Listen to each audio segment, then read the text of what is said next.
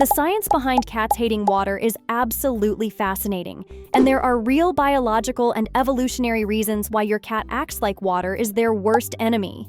By the end of this video, you'll understand exactly why cats react so dramatically to getting wet, what's actually happening to their bodies when they encounter water, and why this fear makes perfect sense from a scientific perspective.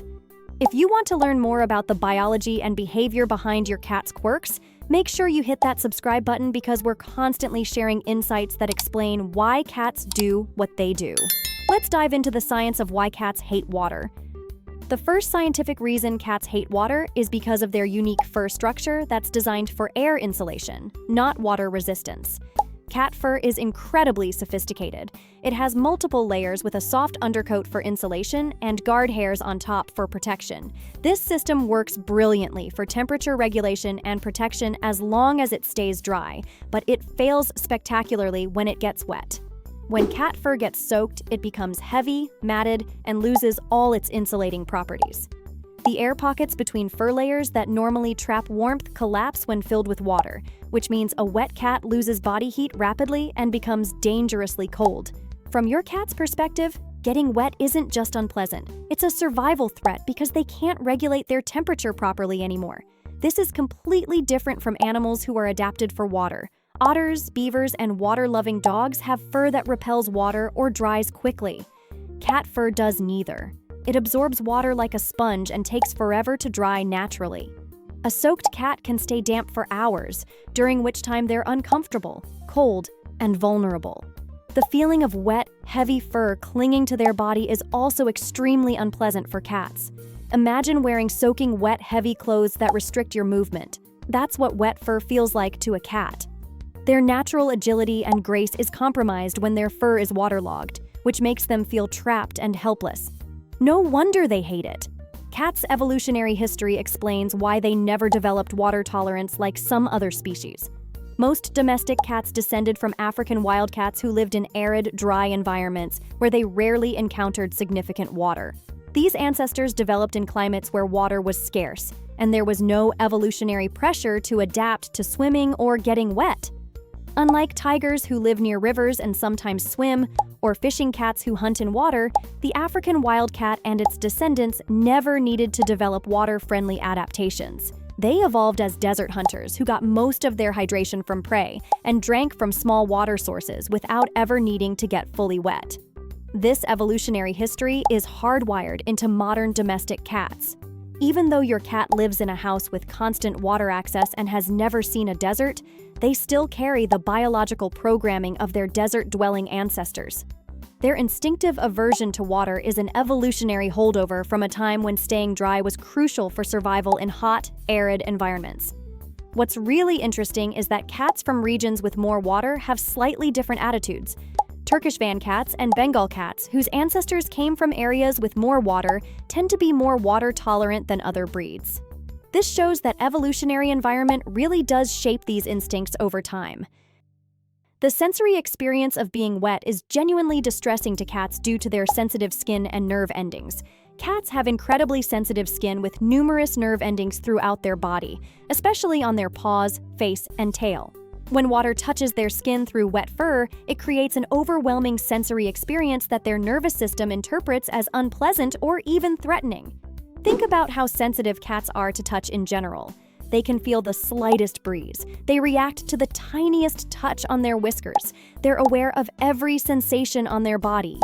Now imagine that sensitive system being bombarded with the sensation of cold, wet fur clinging to every inch of their body. It's sensory overload that their nervous system finds extremely aversive. The way water moves and drips on their body is also unsettling for cats. They can feel every drop running down their fur, every movement of wet fur against their skin, every cold spot where water has soaked through. This constant sensory input is irritating and distracting, making it difficult for cats to focus on anything else until they're dry. Their paws are particularly sensitive, which is why many cats hate stepping in water even more than being sprayed. The pads of their paws have concentrated nerve endings for detecting texture, temperature, and stability. When those paws touch water, it's an immediate, intense sensory signal that something is wrong, triggering their instinct to retreat. Getting wet impairs a cat's primary survival tools, their agility, speed, and stealth. Cats are ambush predators who rely on being quick, agile, silent, and precise in their movements. When their fur is soaked with water, all of these crucial abilities are compromised. They become slower, clumsier, noisier, and less coordinated, essentially turning them from efficient predators into vulnerable targets. Wet fur adds significant weight to a cat's body. A cat's fur can hold a lot of water relative to their body size, potentially adding pounds that they're not used to carrying. This extra weight slows them down, makes jumping more difficult, and reduces their ability to escape from danger quickly. In evolutionary terms, a wet cat is a vulnerable cat who can't hunt well and can't escape from predators effectively. The sound factor is also important. Cats are silent hunters who rely on stealth to catch prey. Dry fur allows them to move soundlessly through grass and brush. But wet fur? Wet fur makes noise, dripping sounds, the sound of wet fur brushing against surfaces, the squelching of wet paws. This destroys their stealth advantage and makes them detectable to both prey and predators. Additionally, wet fur compromises their ability to grip surfaces properly. Cat claws and fur work together to provide traction for climbing, jumping, and rapid direction changes. When fur is wet and matted, this system doesn't work as well, making cats feel unstable and insecure about their movements. They literally can't trust their own bodies to perform properly when wet.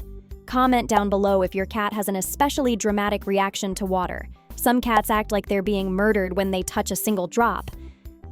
The smell of wet fur is unpleasant to cats due to bacterial growth and altered scent markers. Cats are incredibly scent-oriented animals who carefully maintain their scent profile through grooming.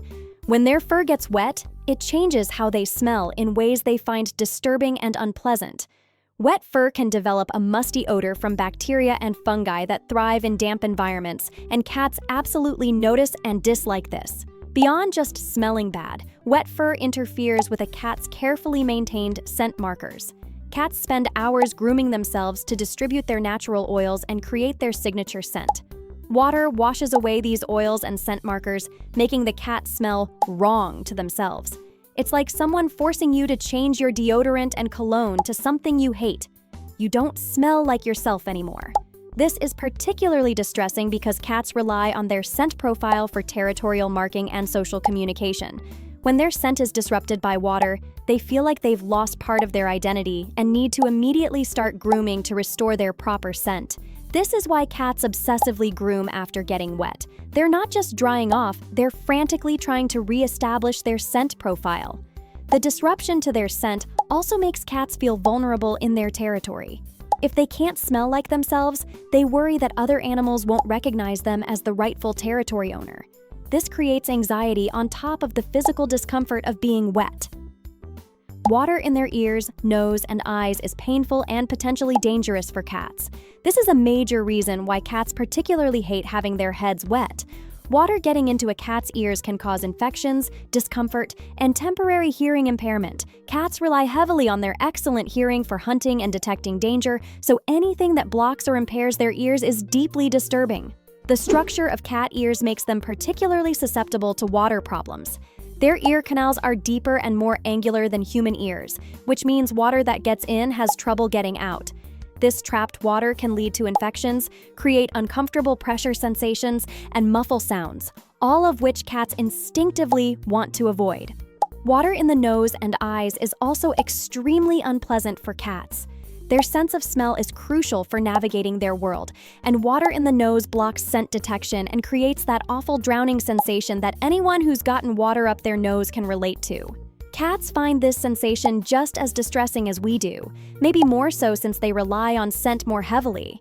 Water near or in their eyes stings and blurs their vision, which makes cats feel vulnerable and threatened. Cats need clear vision to monitor their environment for threats and opportunities.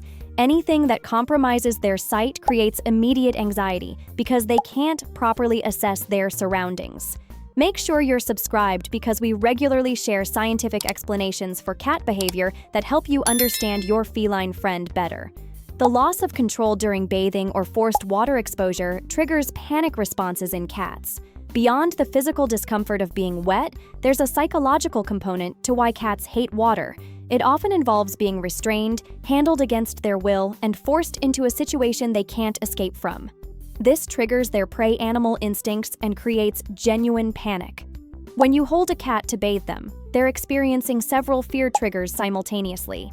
Being restrained, which feels like being caught by a predator, losing control over their situation, being unable to escape, getting wet, all the physical problems we've discussed, and often being in a slippery bathtub where they can't get good traction.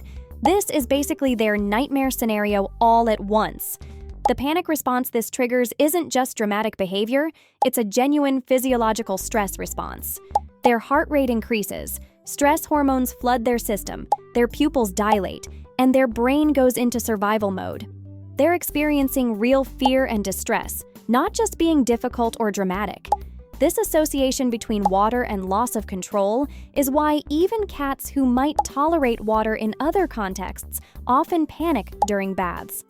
It's not just the water, it's the combination of water plus restraint plus inability to escape. This creates a powerfully negative association that can last for years. The temperature of water matters enormously to cats due to their thermoregulation needs. Cats have a higher body temperature than humans, around 100.5 to 102.5 degrees Fahrenheit compared to our 98.6 degrees Fahrenheit. Water that feels comfortably warm to us might feel lukewarm or even cool to a cat, and since wet fur destroys their insulation, they become cold very quickly even in water that seems warm to us.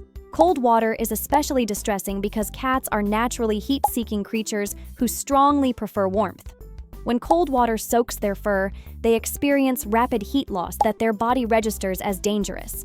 Their instinct is to escape immediately to prevent hypothermia, which is why cats react so dramatically to cold water. Even warm water becomes a problem because once the cat is out of the water, evaporative cooling kicks in. As their wet fur dries, it draws heat away from their body, leaving them cold for extended periods. Cats instinctively know that getting wet means being cold for a long time afterward, which is why they avoid water even when it's initially warm. This temperature regulation issue is also why some cats who hate baths might tolerate getting slightly wet in very warm conditions. A cat who's overheated might appreciate a little water to cool down, but they still won't enjoy being soaked because losing temperature control is always concerning to them. The sound of running water triggers alertness and caution in many cats. Many cats are startled or made anxious by the sound of running water from faucets, showers, or hoses. This sound triggers their alertness because in nature, rushing water often indicates potential danger, flooding, strong currents, or unstable ground near water sources. Their sensitive hearing makes the sound of running water quite loud and potentially overwhelming to them.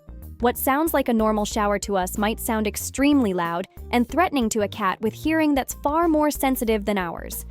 The sound alone can create anxiety before they even encounter the water itself.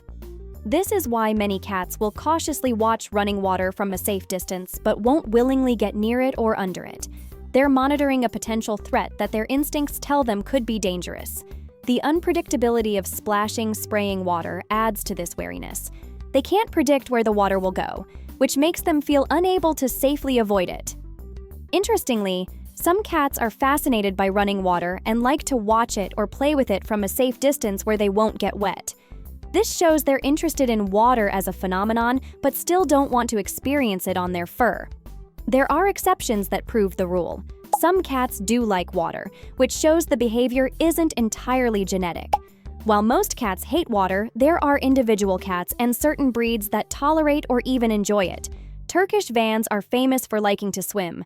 Bengal cats often play in water, and Maine Coons sometimes enjoy getting wet. This shows that while the aversion is strong, it's not absolute.